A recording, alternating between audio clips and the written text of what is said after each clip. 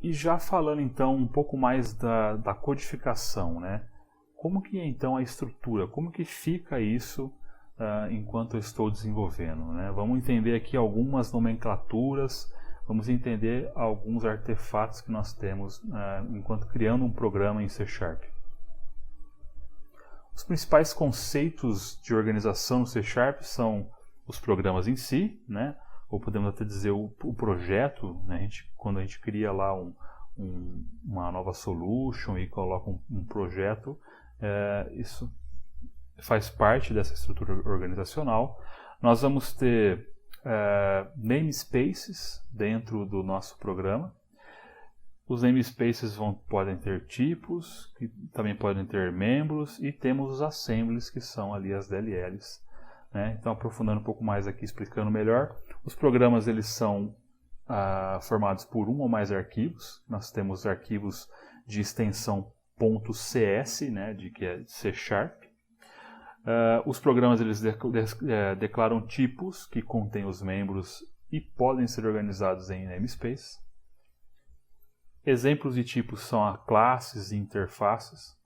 E exemplos de membros são os campos, os métodos, as propriedades. Tá? Nós vamos voltar em todos esses aspectos nas próximas aulas e aprofundar um pouco melhor, entender como que funciona, como que isso é estruturado. A ideia aqui é mais dar um overview prático de como isso se estrutura.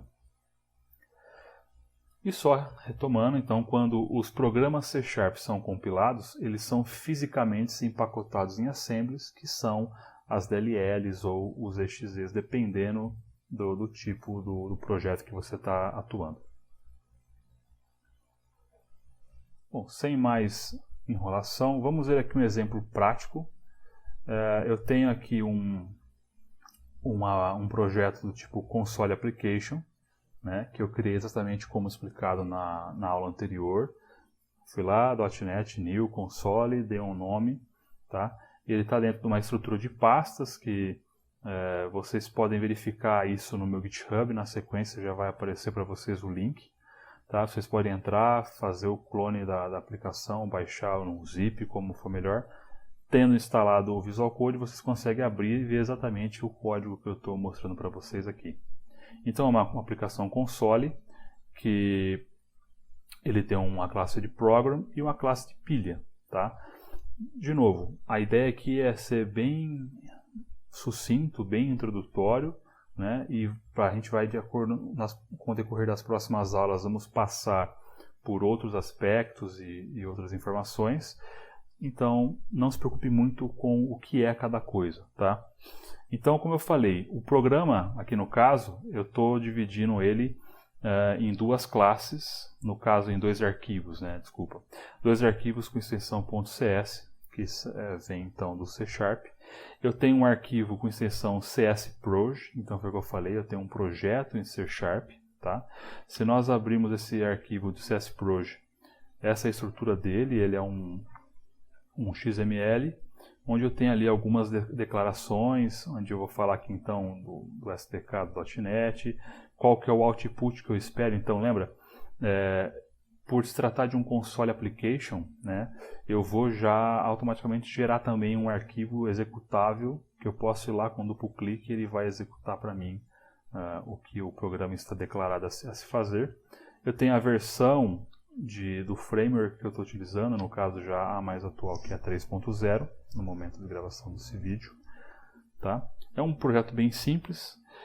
O primeiro arquivo que eu tenho aqui na sequência eu chamei de pilha.cs, e ele vai internamente, vejam que ele declara um namespace, estrutura do programa.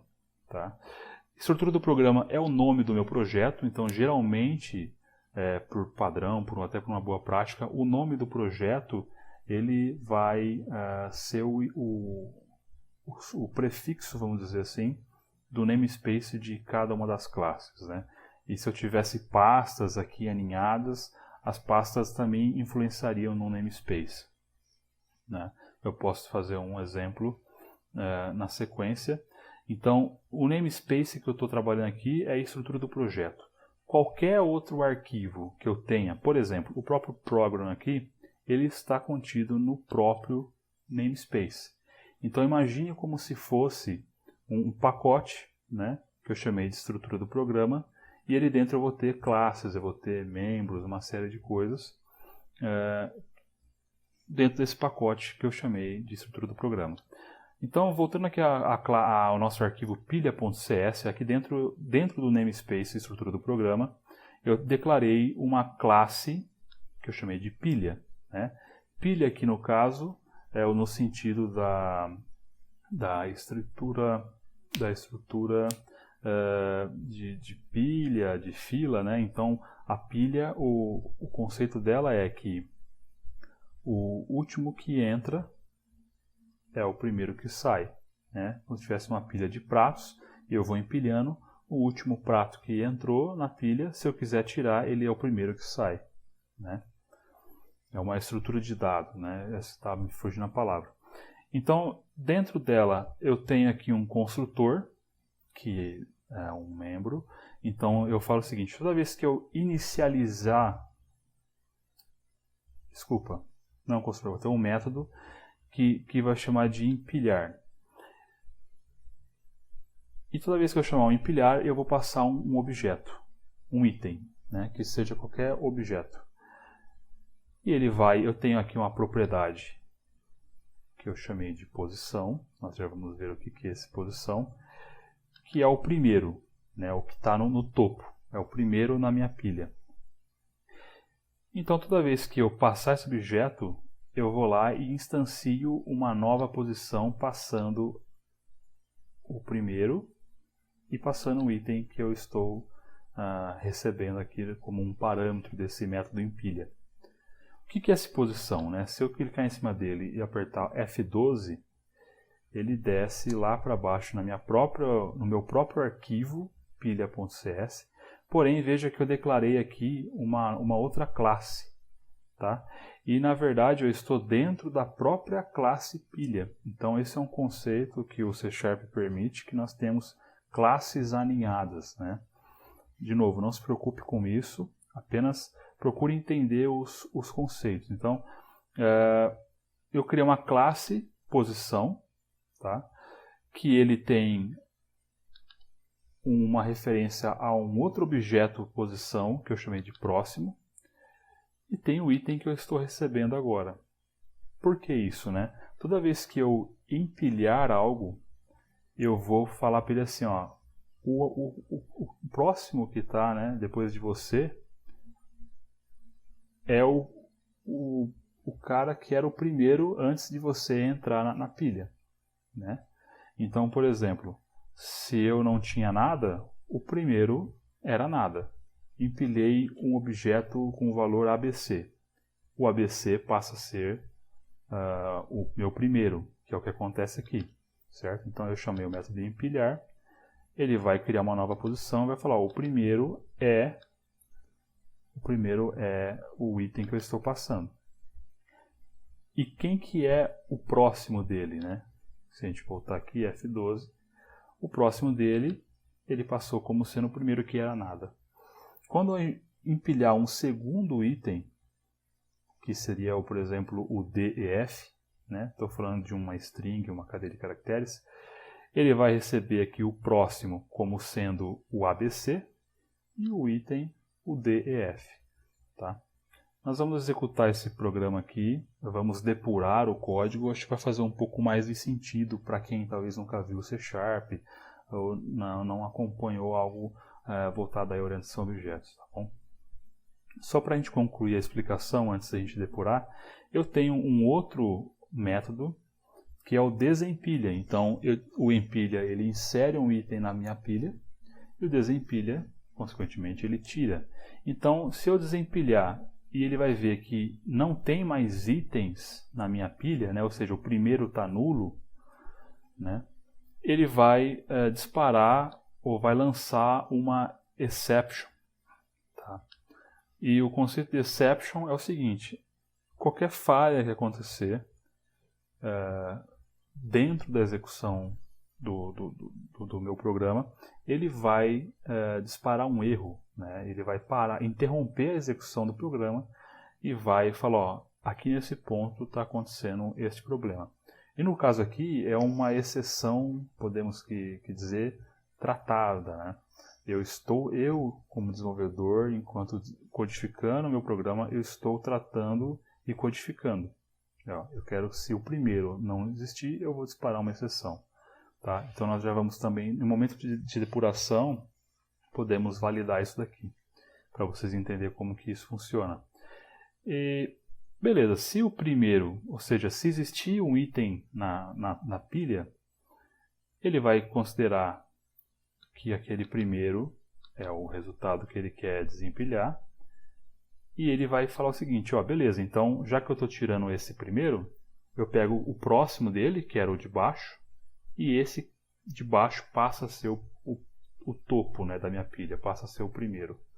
Tá? E ele vai, com isso, ele vai considerando e vai tirando os itens da pilha. Tá?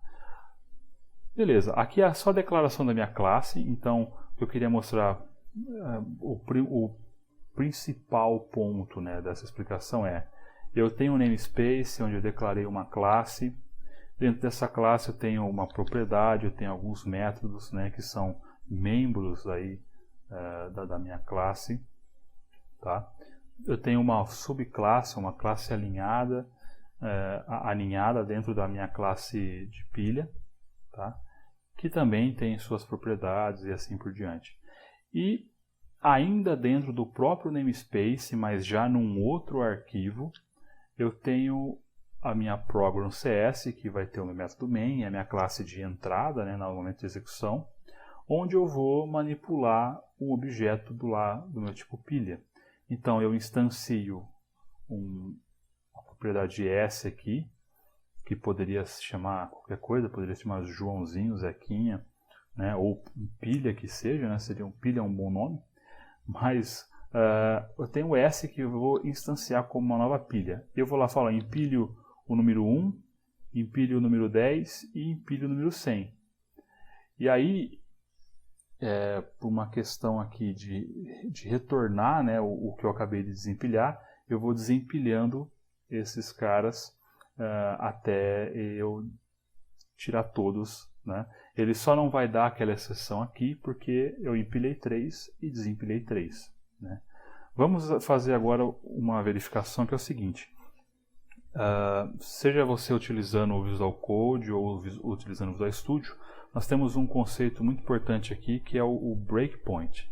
Né? O breakpoint, na linha que você quer aqui, por exemplo, eu estou na linha 9, eu vou colocar essa bolinha vermelha aqui, que é o meu breakpoint, e no momento de execução, né, se eu estiver executando isso do modo debug, no momento que a execução passar por essa linha, ele vai parar para mim e eu consigo ir avançando linha a linha, eu consigo adentrar a execução de um método e voltar. Então isso é muito importante no dia a dia quando você quer entender a execução de um código, quando você tem algum problema e precisa entender o que está acontecendo, você consegue depurar o valor de cada objeto, de cada variável no momento da execução. Então isso é um conceito importantíssimo, né, que o C# tem, que todas, né, ou pelo menos a maioria das linguagens de ferramentas aí disponibilizam para que você tenha esse esquema de depuração, ou também conhecido como debug do seu código. Então, quando você ouvir alguém falar, faz um debug, debuga, né, abrasileirando, debuga o teu código, é isso que a pessoa quer dizer. Passa ali, linha a linha, vai entendendo o que está acontecendo para entender. Tá? Então, ainda resgatando um pouco do que foi falado na aula anterior, quando você sobe a tua aplicação aqui no Visual Code, ele vai te perguntar se você quer criar essa pasta .vscode. Ele vai fazer algumas configurações pré-definidas para conseguir rodar isso em modo debug. Tá? Então, você acessando o meu GitHub, você vai ver que eu tenho algumas pastas que é referente às outras aulas já. mas se você entrar na pasta, clicar com o botão direito e dar um Open em Visual Code, ou na tua linha de comando acessar o nível dessa pasta 01 aqui, né?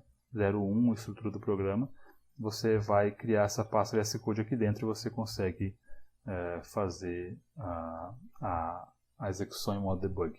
Tá? Então, coloquei meu breakpoint e eu vou apertar aqui F5. Reparem que ele abre essa janela aqui, né? essa aba aqui em cima, com alguns botões para mim trabalhar o debug da minha aplicação. Ele está compilando, então aqui nesse momento, né, importante até mostrar isso para aqui. Ele compilou e ele parou, tá? Posso ficar parado aqui, não tem problema nenhum. Vou voltar na minha estrutura de pastas e veja que nesse momento essa pasta bin, ela foi preenchida, tá? E aqui dentro, ó, eu até tinha mostrado isso na outra aula, mas é bom retomar.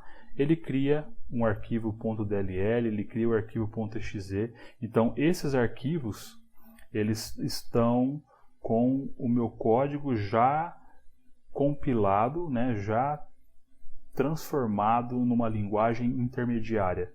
E enquanto rodando, né, enquanto executando a minha aplicação, a Common Language Runtime está pegando essa linguagem intermediária e já executando ali, através do Just-in-Time Compiler, ele está já traduzindo isso para uma linguagem de máquina no momento de execução. Tá? Então, veja só aqui, deixa eu diminuir um pouco, repare que ele parou exatamente no meu breakpoint, então eu consigo começar a ir avançando, tá? Eu poderia aqui nos botões, ele tem, ó, posso passar para a próxima linha, ou eu posso entrar nessa linha que eu estou, tá? Aqui no momento, ou eu posso pelos atalhos, ele até mostra os atalhos ali, F10, F11, né? Os atalhos ajudam muito, então eu quero pular para a próxima linha, eu vou apertar F10. Viram? Ele passou para a próxima linha, ele executou a linha 9, ele está aguardando agora para executar a linha 10. Para essa linha 10, eu vou apertar o F11. O F11 ele vai entrar dentro desse método empilha, recebendo o parâmetro 1. Então, olha só que legal, ele foi para a minha classe de pilha, já dentro do método empilha. Tá? E eu consigo vir com o mouse em cima aqui do meu item e veja só, é exatamente o número 1, que é o que eu estou passando lá como parâmetro. Então, nesse momento, se eu olhar o meu primeiro aqui, ó, ele está nulo. Por quê? A minha pilha está vazia, eu não tinha nada, eu só inicializei o meu objeto, mas não tinha nenhum item empilhado nele, vamos dizer assim. Então, F10, ele vai para a próxima linha, F11 para ele entrar dentro da posição lá, F10. Reparem, o próximo está como nulo, porque não tinha nada, e o item atual que eu estou inserindo é o número 1. Então ele vai preencher as propriedades dessa minha classe.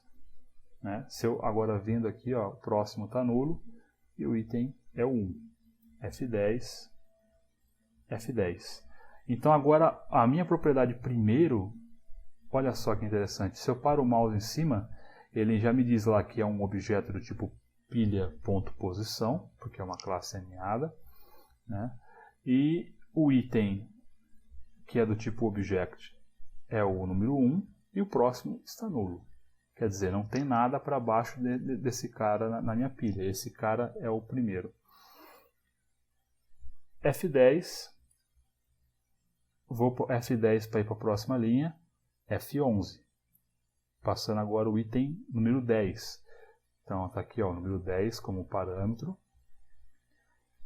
Se eu parar em cima do primeiro, ele continua me dizendo que é o número 1. Porém agora eu vou dar só um F10 aqui, ó, porque ele vai falar, ó, cria uma nova posição onde o próximo, que é no caso o que ele espera, né, para eu passar, eu vou passar o meu atual primeiro, que é o número 1. E o item corrente, né, que eu quero adicionar, empilhar, é o número 10. Então, se eu der um F10, o primeiro agora passa a ser o número 10. E veja que o próximo dele, ele tem, eu posso expandir aqui, ó, o próximo é o número 1. Então ele começou a empilhar, né? Pensando conceitualmente, ele colocou o número 1 e empilhou o 10 em cima. Tá? F10, F10 de novo, F11 agora para a gente ver com 100, F10, F10 é o mesmo conceito. O item agora, o primeiro que eu estou na minha pilha é o número 100, ele tem um próximo, que é o número 10, que vai ter um próximo, que é o número 1, que não tem nenhum próximo, né, nulo, porque é o último número que eu tenho na minha pilha ali. Beleza, F10. Agora aqui, veja só, a próxima linha, vou dar um F10 aqui, ele vai chamar um console writeLine, né, e o console writeLine ele vai escrever, no nosso console ali, ele vai escrever um texto qualquer que eu passar para ele. Eu poderia estar passando uma string, alguma coisa nesse sentido. Porém, o C# me permite que, como parâmetro de um método, eu passe a chamada de um segundo método. Então, ele chama o desempilha, vai executar todo o processo do desempilha, e a gente vai ver que o desempilha retorna um item. E ele pega esse item e passa já direto como parâmetro do console writeLine, que vai escrever no nosso console. Tá? Então eu vou até abrir o nosso terminal aqui. Ele tem um debug console, onde tudo que vai acontecendo durante a execução ele vai colocando aqui. Né? Eu tinha fechado para simplificar a nossa visualização aqui. Vou deixar no final. Eu vou aqui dar um F11. Veja, repare que ele entrou no desempilha. Tá? A primeira verificação que ele faz, então, é se o primeiro é nulo. Não é, o primeiro é o número 100. Né? Beleza, ele vai passar.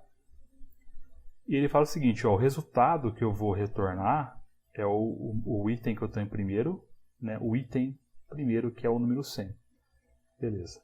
E ele fala o seguinte, eu estou desempilhando esse cara, então o primeiro passa a ser o próximo, que no caso é o 10. Então eu vou dar um F10, o primeiro passa a ser o número 10. E eu retorno o resultado que eu tinha pegado ali em cima, que é o número 100. Ele vai pegar isso, se eu der um F10 aqui. Né, um detalhe, a gente deu F11, ele executou o desempilha. Ele retornou e ele vai usar o retorno do desempilha para o console writeLine. Não adiantaria, eu posso até apertar o F11 aqui, mas ele não vai entrar lá, eu não vou conseguir ver o código do console writeLine, tá? Eu até apertei aqui F11, porque aí o console writeLine já não é um código meu, tá? Ele já é um código que está compilado, né? Já faz parte do .NET, então eu não consigo usar ele em modo de debug aqui, tá? Eu teria que provavelmente pegar o projeto no GitHub, baixar e usar acoplado aqui no meu programa, o que não faz muito sentido, a não ser que você queira realmente validar e testar o que está acontecendo lá dentro. Mas geralmente, eu pelo menos nunca precisei fazer isso. Tá? Repare aqui embaixo que ele já deu o console writeLine do meu número 100. Tá? Vou dar um F11 na linha de baixo, ele vai entrar no desempilha de novo, vai verificar, o primeiro está nulo? Não, o primeiro é o número 10. Beleza, vai fazer aquele processo, ele guarda, né, o resultado aqui como qual que é o item atual, fala que o primeiro então é o próximo, que vai ser o número 10, o número 1, desculpa, e retorna o número 10, que era o então primeiro, e ele vai colocar lá embaixo, número 10. Mais uma, F11. O primeiro é nulo? Não. Eu ainda tenho o número 1 lá, beleza? Faz o mesmo processo, o primeiro passa a ficar nulo, ele retorna e vai escrever o número 1 na tela. Tá? Beleza. F10, acabou a execução, executou, bonito, sem nenhum erro, maravilha. Só para a gente ver aqui uma questão que eu comentei, que é o seguinte, eu poderia ter aqui uma pasta chamada de, sei lá, exemplos. Né? Criei uma pasta exemplos. E eu vou mover o meu arquivo pilha.cs para cá. Vou mover. Se eu estivesse utilizando o Visual Studio, ele é um pouco mais, uma ferramenta mais própria, né, para o .NET. Ele é uma IDE, um pouco mais completa, vamos dizer assim. Ele já sugeriria para mim, inclusive, alterar o namespace aqui, considerando a pasta, tá? Mas no Visual Code a gente faz isso manual, ônus e bônus, vamos dizer assim. É uma boa prática que você siga no teu namespace a pasta, né? Geralmente as pastas aqui alinhadas que nós temos. Pelo menos eu, particularmente, Gabriel, costumo trabalhar dessa forma, sempre vi, né? Não quer dizer que é uma regra e tem que ser assim, mas eu tenho para mim como uma boa prática. Então o ideal é que nós viéssemos aqui, por exemplo, estrutura do programa, ponto, exemplos, tá? Então, o que aconteceu nesse momento? Eu defini uma nova etapa ali do meu namespace. Então, eu tenho a estrutura do programa, que é um pacote, eu vou ter algumas classes, e eu tenho dentro exemplos, que eu vou ter um outro pacotinho com outras classes. Repare aqui do lado que program.cs ficou vermelho, né? Isso já em tempo aqui de escrita de código, o Roslyn ele acaba ajudando a gente e nos ajudando aqui, informando, ó, esse pilha aqui, ó, veja que ele ficou vermelho embaixo, tá? Se eu parar o mouse em cima, ele fala o seguinte, ó, esse tipo ou namespace pilha não foi encontrado. Por que antes ele encontrava? Porque ambas as classes, program e pilha, estavam no namespace estrutura do programa, né? A partir do momento que eu defini, falei, ó, pilha agora está no estrutura do programa .exemplos, ele já não está mais no mesmo namespace, então ele não vai encontrar aquela classe. Pô, mas então eu não consigo utilizar mais? Consegue, eu tenho duas opções. Ou eu venho aqui e escrevo exemplos.pilha, né? Só exemplos porque a estrutura do programa já está aqui, então ele passa a entender. Outra opção, eu poderia vir aqui nesse cara, clicar em cima do pilha, Ctrl ponto, é um atalho, ele vai abrir essa janelinha para mim e falar, ó, coloca uma cláusula aí de using, tá? E eu vou clicar aqui. Repara aqui em cima que ele inclui esse using do estrutura do programa, tá? Ponto exemplos. Então, isso é importante também, é muito comum nós utilizarmos essas cláusulas de using aqui em cima, que basicamente é para eu não ficar, porque imagine só, system é um namespace de uma daquelas classes que eu falei, que eu comentei, de bibliotecas do próprio .NET. Então, system eu tenho, por exemplo, system.datetime, por exemplo. O console, no caso, ele está em system. Veja só, eu parei o mouse em cima e olha aqui, ele vai informar-me que esse cara é um system.console. Se eu não tivesse eu vou remover essa linha do system, ele vai chiar nas linhas de console. Eu poderia em cada uma delas colocar system.console.writeline, tá? Mas, por uma conveniência, por uma organização melhor do código, eu posso simplesmente vir aqui e falar, ó, adiciona o using system para mim lá. E ele já está entendendo que ele está utilizando aquele namespace também, tá? Salvei aqui minha alteração. E agora vamos fazer esse programa estourar uma exceção, né, como a gente fala. Então, aí eu adiciono 3 itens e aqui eu tiro 3 itens. Beleza. Para eu fazer esse cara estourar uma exceção, eu vou fazer ele desempilhar um item a mais, tá?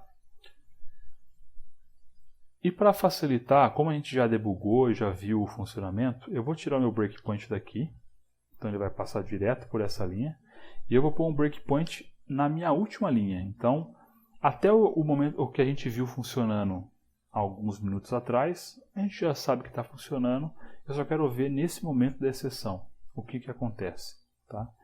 E vou salvar, vou dar um F5. Então ele está aqui, de novo, ele vai recompilar, vai gerar linguagem intermediária, né? E ele parou lá no final, na minha última linha. Então até aqui, veja que de novo ele colocou escreveu lá os 3 itens para mim. Eu vou dar um F11 nessa linha 17 aqui. Ele vai ver o seguinte, o primeiro está nulo. Tá? O primeiro é nulo? Ele vai entrar na minha condição if, tá? E ele vai dar um throw new invalid operation. Então, na hora que eu der o F10, pronto. Ele vai aqui, né, como eu estou em modo debug, né, estou executando em modo debug,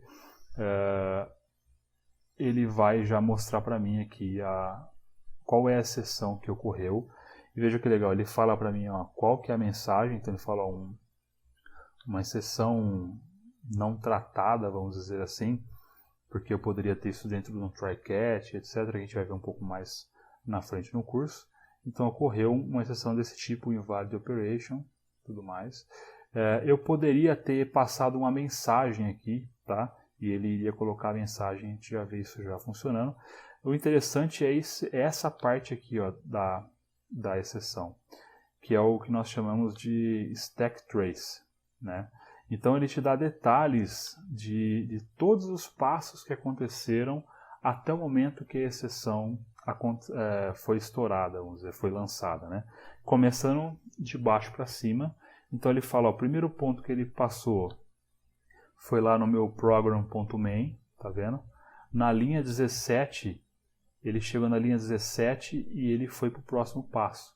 Então, se vocês relembrar lá, onde eu coloquei o breakpoint, exatamente na linha 17 também. Então, na linha 17 ele passou para esse ponto, que aí já entrou no meu, veja só, já o namespace atualizado, ó, estrutura do programa, exemplos, pilha, o método desempilha. E aí na linha 20 dessa classe é que ele deu essa exceção. Tá? Se eu posso inclusive clicar aqui com Ctrl e clicar aqui, ele vai me levar para a classe, né? Mas eu já estaria aberto aqui, então tranquilo. Bom, beleza, ele está mostrando a exceção, eu vou dar mais um F10. Reparem que inclusive ele loga para mim aqui no meu console, tá? Aquela mesma mensagem com todo o stack trace, tudo certo. E agora vamos fazer o seguinte, vamos lá no nosso true aqui. Quando eu vou lançar uma exceção, né, e é uma exceção padrão, eu posso, por exemplo, aqui, ó, eu vou remover os parênteses e vou colocar de novo. Quando eu colocar de novo, eu tenho a opção de simplesmente gerar uma nova exceção padrão, tá? Veja que eu tenho aqui um de 3, então eu posso ir na setinha para baixo e ver a próxima opção. Eu posso passar uma string aqui, ó, mensagem. A string é um texto, né, para simplificar bem, uma cadeia de caracteres, mas qualquer texto eu poderia passar. E eu tenho uma terceira opção ainda, que é de passar, além da mensagem, passar uma outra exception interna, tá? Que aí não é o nosso caso, a gente quer simplesmente passar um texto. Então eu vou abrir aspas, dupla, tá? E vou colocar aqui, ó, a pilha está vazia. Essa é a mensagem, vou salvar, Ctrl S para salvar. Essa é a mensagem que eu quero que mostre para mim quando acontecer esse problema, tá? Essa é a mensagem. Ele não vai ser uma exception genérica desse tipo, ele vai ter essa mensagem específica que eu estou passando aqui para ele, tá bom? Nosso breakpoint continua lá, vou dar um F5.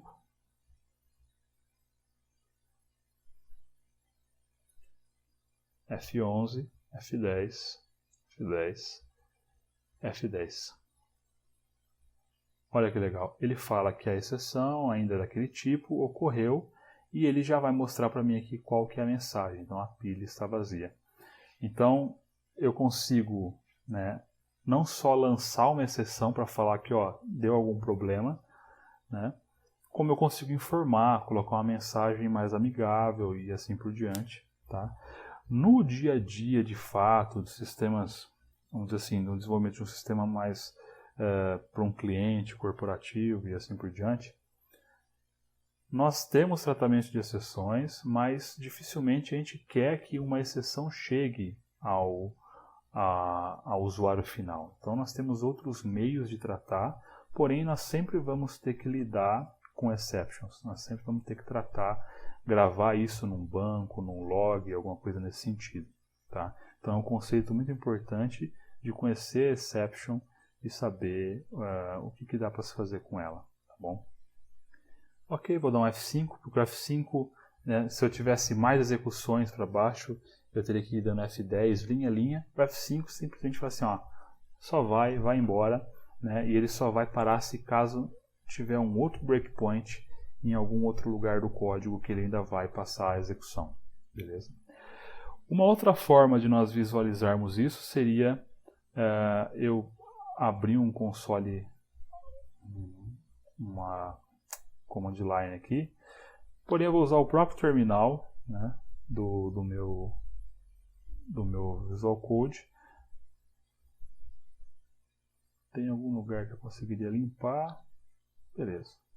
Vamos ver aqui, se eu der um CLS, isso, ele limpou para mim. Então veja, né, ele já está lá no meu caminho de pastas. E eu vou aqui então dar um .NET Run.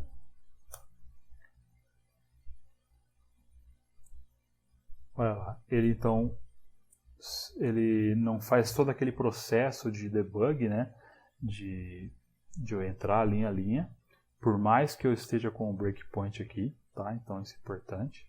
Aqui eu estou simplesmente executando, tá?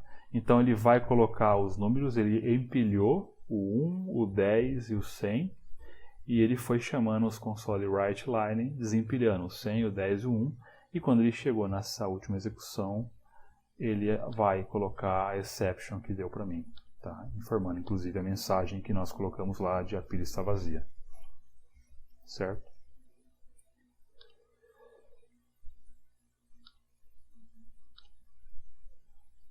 O exemplo pode até ficar um pouco confuso para quem talvez nunca tenha visto .NET ou C#, mas vocês viram que não tem muita complicação. O exemplo talvez não foi tão simples, mas a ideia era mais mostrar de uma forma geral todas essas questões que eu comentei com vocês da estrutura do programa, de namespace, de membros e assim por diante.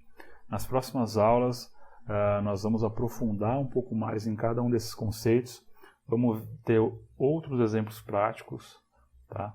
E ao final de tudo a ideia é que a gente crie uma aplicação, mesmo que console application, mas que vamos desenvolvendo junto para ir relembrando todos esses itens, esses conceitos e vendo como que realmente se encaixa isso no momento prático ali de desenvolvimento. Tá? Como eu falei, o código-fonte que eu apresentei aqui já está no meu GitHub. Tá?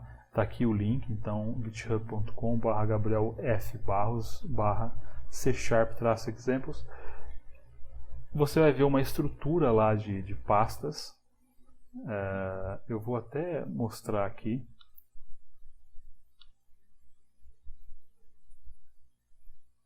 Que é importante porque às vezes nem todo mundo conhece o GitHub. O GitHub ele é um site, vamos dizer assim, um site para você disponibilizar código-fonte, né, de forma... Você tem a possibilidade de fazer isso privado, mas geralmente o pessoal utiliza para fazer isso de forma aberta. Então, você não necessariamente precisa ter uma conta no GitHub para poder visualizar esse link que eu passei, tá? Eu estou logado aqui como usuário, mas se você não tiver, não há problema. Você vai conseguir, da mesma forma, visualizar essa página, tá? E aqui você consegue, nesse botão verde, ó, fazer o clone, caso você já seja familiarizado com o Git, ou você consegue fazer o download de um zip, tá? Porém, já adianto, para você que está assistindo, está começando na área de desenvolvimento e ainda não conhece Git, é de extrema importância que você conheça, tá?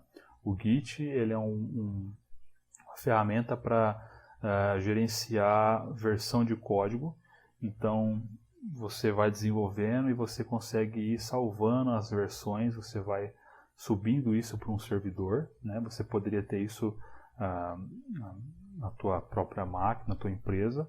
Porém, o GitHub é online, você de qualquer lugar consegue acessar, você consegue compartilhar um link como que eu fiz aqui, tem uma série de vantagens. E não confunda o Git com o GitHub, tá?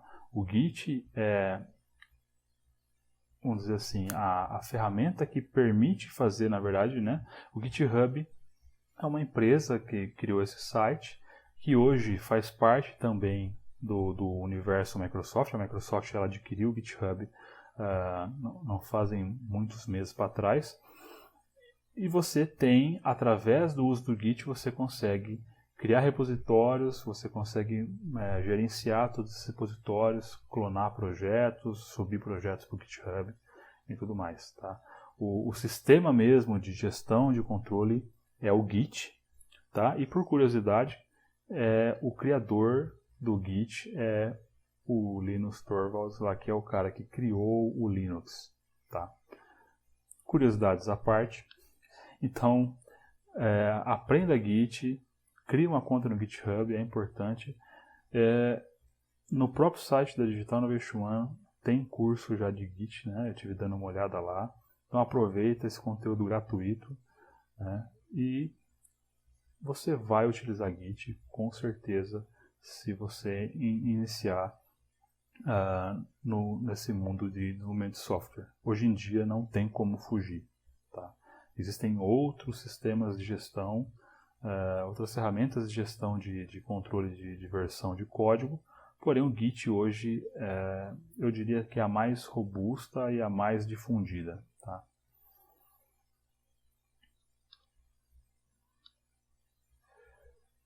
Bom, então, retomando, né, só para nós relembrarmos, terceira aula do módulo básico, né, dessa introdução ao .NET.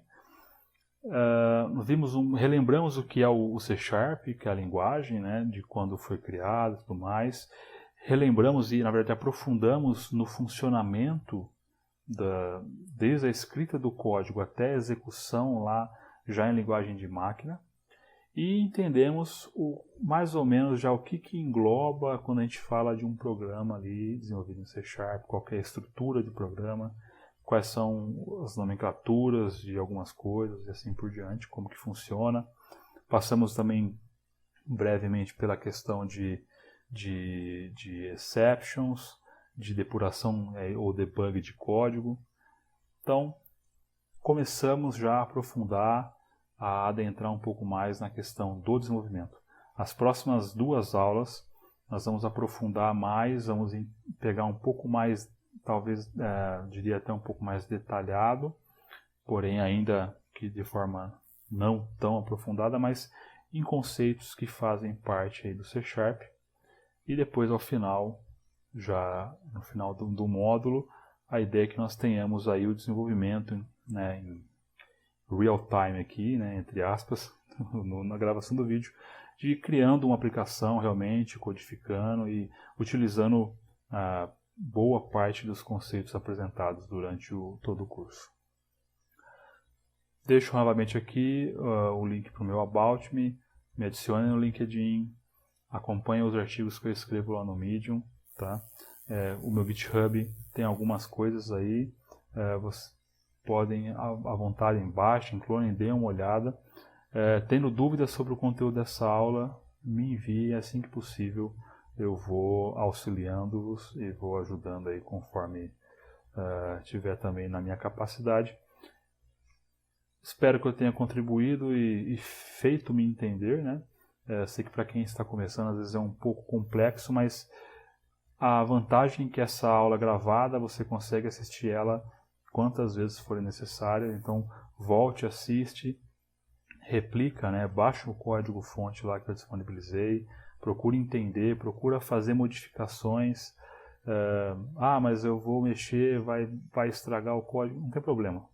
Deu problema? Joga fora, clona de novo, pega de novo do meu GitHub, vai mexendo e assim só se aprende na prática mexendo. Ok? Espero ter contribuído. Muito obrigado e até a próxima.